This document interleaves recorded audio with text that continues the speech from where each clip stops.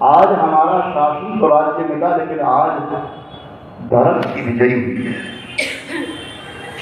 हम आपके चरणों में कोटि कोटि नमन करते हैं प्रभु। हम जानते हैं हमारा बस नहीं था, इस महाभारत को जीतना हमें संभव नहीं था, ये सब आपकी कृपा है। तो आज थाली में तिलक घोल दिया गया, स्वर्णमय मुकुट लगा दिया गया, पूजा के लिए पात्र रख दिए गए, ब्राह्मणों का आह्वान कर दिया गया, ऋषि मुनियों को बुला दिया गया। आज युधिष्ठिर को राज तिलक होना है, जो धर्म के अवतार है। ऐसे राजा युधिष्ठिर से भगवान कृष्ण ने कहा, युधिष्ठिर उठो और इस हस्तिनापुर की गद्दी के ऊपर बैठो, आज से तुम सम्राट है। नहीं महाराज, मैं गादी स्वीकार नहीं करूंगा, मैं तप करूंगा। भगवान कृष्ण कहते हैं, युधिष्ठिर तपस्या बाद की बात है, तुम चौथे प्रहर में तप करना,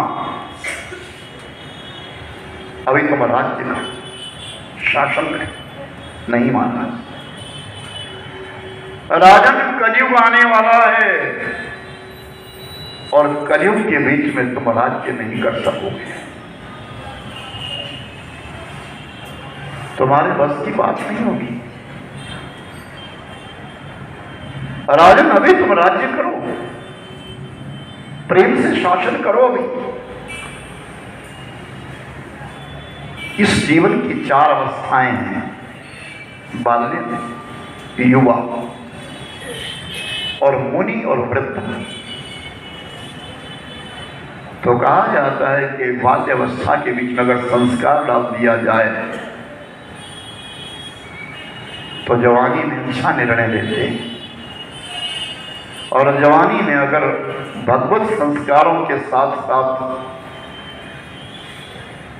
मेरे भाई बहन सत्संग का लाभ मिल जाए तो बुढ़ापे में सत्संग के बिना रह नहीं सकता इंसान।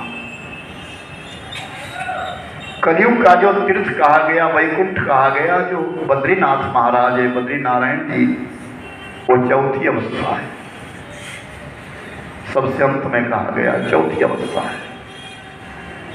वहां चार धाम गिनते हैं, लेकिन वो चार धाम नहीं, वो एक ही धाम है, वो चौथी अवस्था है।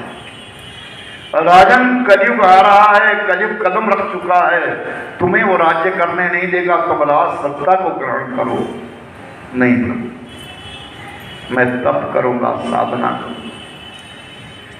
शास्त्रों में कहा गया है, ऋषि मुनियों का वाक्य है कि आयु के चौथे प्रहर में कठोर से कठोर तप करना चाहिए। वो ऐसो आराम की जिंदगी नहीं होनी चाहिए, वो साधना है, तप है कि प्रथमे हनि विद्या, पहले भाग में, आयु के पहले भाग में विद्या को ग्रहण करो। द्वितीयेन अर्जिते धन, और दूसरे भाग में आयु के धन को इकट्ठा करो। तृतीयेन अर्जिते पुण्यम, और आयु के तीसरे भाग में पुण्य ग्रहण करो, पुण्य कमाओ। चतुर्थे किम कृष्ण, जो चौथा प्रहर आता है तो उसमें इंसान कुछ नहीं कर सकता, कुछ भी नहीं कर सकता। महाराज मैं अभी तप करूंगा, अभी मैं राज्य नहीं करूंगा। तो भगवान ने कहा तो सुन, तुम 5 भाई है, चारों दिशाओं में चले जाओ, और चारों दिशाओं में जाकर के कुछ तुम्हें देखने को अलग मिलेगा, उसे देखो और लौट करके तुम मेरे पास आओ। सब ध्यान से सुनना, प्रेम से सुनना। राजा युधिष्ठिर एक दिशा के लिए निकल गए। क्या देखा? आगे गजेल, एक हाथी है, बहुत बड़ा हाथी है। उस हाथी की एक नहीं 2 सूंड है। विचार करने लगे, हाथी की तो एक सूंड होती है, 2 क्यों हुई? ये क्या कारण है? 2 सूंड क्यों हो गई? मन में यही उतर पुतर चलता रहा, सारे घूमते रहे और कुछ ना देख सके, केवल मन में वही बात रही, हाथी के 2 सूंड क्यों हैं? अर्जुन चला गया। अर्जुन ने क्या देखा कि एक पक्षी है और उस पक्षी के पंखों पर और पैरों के ऊपर वेद मंत्र लिखे हैं। वेद मंत्र लिखे हैं, लेकिन वो मुर्दा खड़ा है। पक्षी के पंखों पर और पैरों के ऊपर वेद मंत्र लिखे हैं, लेकिन वो तो मुर्दा खड़ा है। अर्जुन भी हैरान हो गए, ये क्या है? भीमसेन, जिस दिशा में भीमसेन गए तो क्या देखा? एक आगे गाय है और उसका बछड़ा छुआ है और वो बछड़े के साथ ही संसर्ग कर रही है। उसे देख करके हैरान हो गया, ये तो मां है और ये बेटा है। बेटा और मां का संबंध कैसे उठता है? उसके पश्चात कलयुग गया, नकुल गया और नकुल ने जाकर के क्या देखा कि 3 कुएं हैं, बड़े सुंदर कुएं बने हैं 3।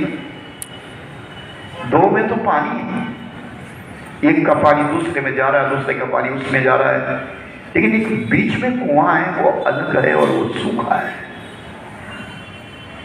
उसको कोई पूछ नहीं रहा, उसमें पानी नहीं जा रहा है।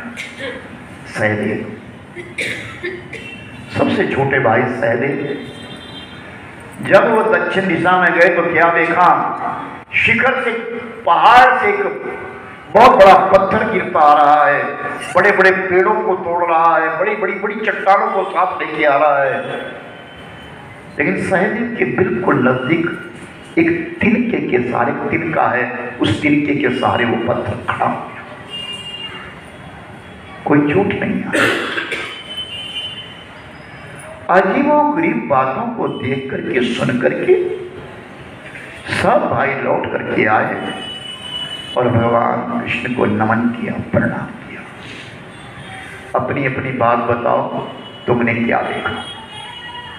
तो सबसे पहले मेरे भाई बहन राजा कृष्ण कहते, महाराज मैंने 2 सूंडों वाला हाथी देखा।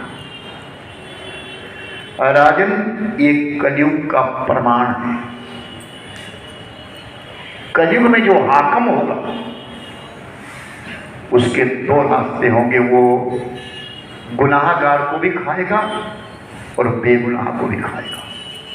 हाकम एक होगा, ये कलयुग का प्रथम प्रमाण है। और अर्जुन, जो तुमने देखा पक्षी के पैरों के ऊपर और पंखों के ऊपर वेद मंत्र है, वो कलयुग के ब्राह्मण है। कि कलयुग का ब्राह्मण वेद मंत्र भी जानेगा, शास्त्रों को भी जानेगा, लेकिन नीच हरकत करने से बाज नहीं आएगा। छोटे से छोटा अन्न खा लेगा, दूसरों को पीड़ा देगा, धन कमाने के लिए ना जाने कैसा कैसा कर्म कर देगा, धर्म का ठेकेदार बन जाएगा ब्राह्मण। ये ब्राह्मण का लक्षण कलयुग में आएगा। उसके पश्चात गाय, जो गाय अपनी बच्चिया को, बछड़े को चुप रही, उसका कारण क्या है? सुनो युधिष्ठिर, उसका कारण भी यही है, तुम 5 भाई सुन रहे हो। कलयुग में लड़की का, अपनी बेटी का अन्न खाया जाएगा। जिस कन्या का दान कर दिया जाएगा उसी के यहाँ लोग भोजन करना शुरू कर देंगे। ये कलयुग है, प्रमाणिक बातें हैं। आज हमारे हिमाचल में शादी होगी तो शादी के दूसरे दिन तैयार हो जाते हैं, चलो जी आज हमने व्रत खोलना है, हमने अपने लड़की के यहाँ जाना है। ये शास्त्र मना करता है। और उसके पश्चात कहा गया ये कुआं, जो 3 कुएं हैं उसका क्या अर्थ है हमारा? 2 कुओं में पानी आ रहा है, तीसरे में पानी नहीं आ रहा है। राजन, हमेशा बड़े का मित्र बड़ा होगा, छोटे का मित्र कोई नहीं होगा। ये कलयुग का प्रमाण है। और अंतिम वाक्य के जो इस पहाड़ पर इतने ऊंचाई से जो पत्थर गिरा, वह पत्थर केवल और केवल एक तिनके के सहारे खड़ा हो गया।